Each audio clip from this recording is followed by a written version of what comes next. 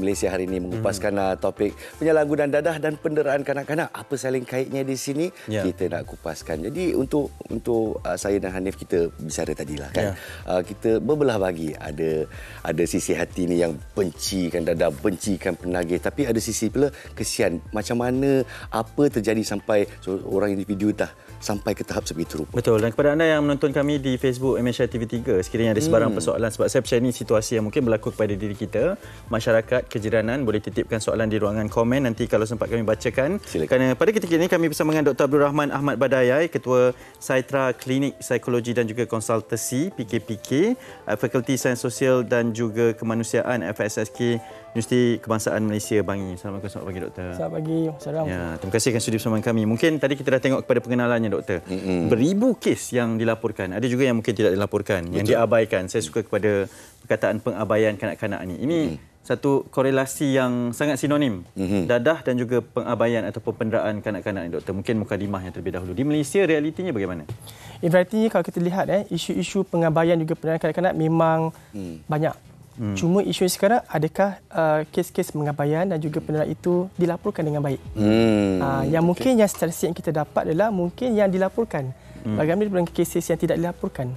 Isu pengabaian dan penderaan dua isu yang berbeza sebenarnya kan. Pengabaian itu mungkin melibatkan dia tak ambil kisah anak-anak dia punya pemakanan dia, pakaian dia, tempat tinggal dia. Penderaan ini pula manakala mungkin merujuk kepada penderaan fizikal, penderaan emosi, penderaan psikologi, seksual, kan?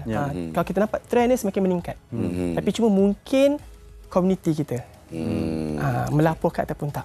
Jadi kalau kita sisipkan dari segi budaya kita, kalau kaum Melayu, tak kira Cina dan India juga ada perasaan Asia untuk menjaga air muka ni. Jadi kalau kita ada yang tersayang melakukan perkara sebegitu rupa, janganlah kita report, nanti malulah satu kampung tahu dan sebagainya.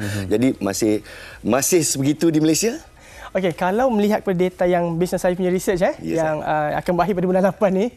Okey, kita melihat kepada trend, kita melihat kepada KAP, knowledge, attitude dan juga praktis dengan masyarakat kita. Kita melihat dalam kebanyakan masyarakat kita, lokal setempat, dia aware, dia tahu. Dia ada knowledge dan dia tahu adanya berlaku tetapi tidak melaporkan. Bila kita tengok balik survey yang kita buat, kebanyakannya salah satu takut. Takut dendam daripada orang yang dilaporkan. Contoh kawasan tu dilapor, takut ada orang-orang aim dia. Kau buat laporan. So takut. Lepas tu dia tak, satu lagi ada juga yang mengatakan dia tak tahu kat mana nak buat laporan yang sebenarnya. Kat mana nak pergi. Adakah terus kepada polis ke? Adakah terus kepada JKM ke? Kat mana agensi yang boleh membantu? Itu satu lagi masalah juga. Doktor, kita melihat kepada satu kes di Perlis pada Mac tahun ini. Seorang kanak-kanak berusia 6 tahun didera oleh seorang bapa tirinya dan dilaporkan positif pengaruh dadah. Itu korelasinya, maksudnya dadah dan juga penderaan, pengabaian. Sebenarnya sebagai dari sudut psikiatrinya, psikologinya ni Doktor, melihat kepada pengambilan dadah ini, adakah mereka sebenarnya memang betul-betul tak sedar ketika pelakuan itu berlaku? Memang betul-betul dipengaruhi oleh dadah kerana melakukan perkara itu? Apa terjadi kat sini tu? Ni kat sini kat sini anak fokus kat sini Betul. Okey, sebab kita kena faham, apabila kita mengambil dadah, kita ambil dadah tak? Tak ambil. Kalau in general soalan.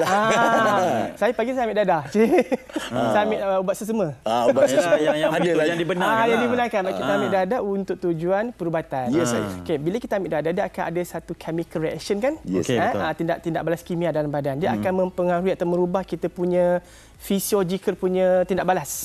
Dia akan merubah kita punya psychological, kita punya tingkah laku kita kan. Sebab kita kena faham, bila kita ambil dadah, dia ada komponen chemical kat situ. So kalau nak fahamkan kat sini dia, kat bahagian otak kat sini ada 3 bahagian utama yang kita kena faham. Satu ialah dia panggil dia punya basal ganglia. Yang ni di mana dalam otak ni dia akan kawal kita punya the form the positif motivasi untuk kita rasa seronok. Kan?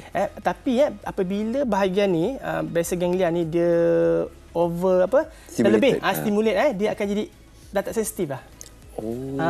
Jadi macam Sebentar saya bercakap dengan you all kan. Seronok tak pagi ni? Seronok kan? Seronok. Kita makan kita seronok, bersihkan seronok.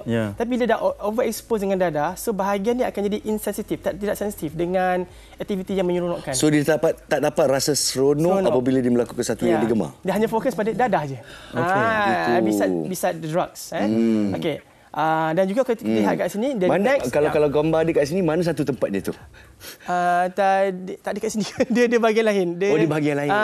Dia base ganglia kat tengah-tengah sikit. Kat tengah-tengah. Okey. Baso ganglia ya. Base ganglia. Okey. Kita cari gambar yang ada base ganglia tu. Okey, betul teruskan. Kedua dia ada apa?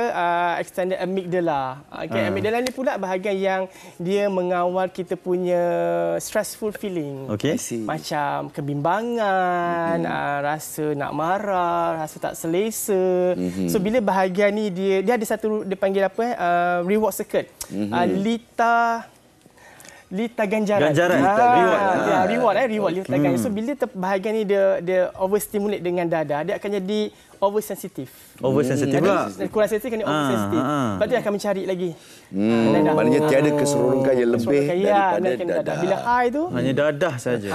Tapi saya kena cakap sebagai seorang yang pernah inilah dia ganglia basal. Ni puas hati ni. Itu dia. Kita faham. Satu hari kalau anda jadi neurosurgeon, saya tabik hormat. Jauh perjalanan tu. Jadi teruskan. Untuk saya yang pernah menjalani pembedahan kita diberikan morfin untuk menahan sakit. So saya tahu rasa morfin tu macam mana. Dan isteri saya, ayah saya, ibu saya masa tu, awak ni kelakar lah bila cakap ni. Lepas tu rasa sakit tu tak ada. Tapi tak adalah pula rasa nak pukul orang, tak adalah rasa nak marah dan sebagainya. Jadi itu yang saya ada kepincangan di sini. Boleh tolong terangkan. Kenapa? Apa yang trigger tu maksudnya? Ada satu lagi bahagian ni otak yang kita kena, iaitu dipanggil prefrontal cortex. Prefrontal cortex. Prefrontal cortex semua orang kena faham ni bahagian paling penting. Dia lah function untuk mengawal kita punya, membentuk kita punya decision making, kita punya planning, self control, kawalan diri, ini bahagian depan. Ini penting. Lepas tu bila kita dari segi perkembangan ini bahagian paling lambat matang. Paling lambat matang. Sebab tu kalau remaja, dia lebih mudah terlibat dengan anti-kalkulus berisiko. Betul. Sebab dia nak membuat decision making dia lambat. Dan dia nak balance pula dengan base ganglia, kan, occipital lobe yang lain-lain bahagian otak ni semua. Nak balance, sebab tu dia akan jadi tidak boleh kontrol dengan pengambilan dadah. Okey. Jadi kita yang cerita tentang pengambilan dadah ni, kita setakat kat hospital je yang kena kan. Jadi bagaimana? Sedar tak sedar tu kan. Itu kita menggunakan untuk medical. Ya saya. Itu lain lah. Itu totally different. Salah guna tu. Salah guna.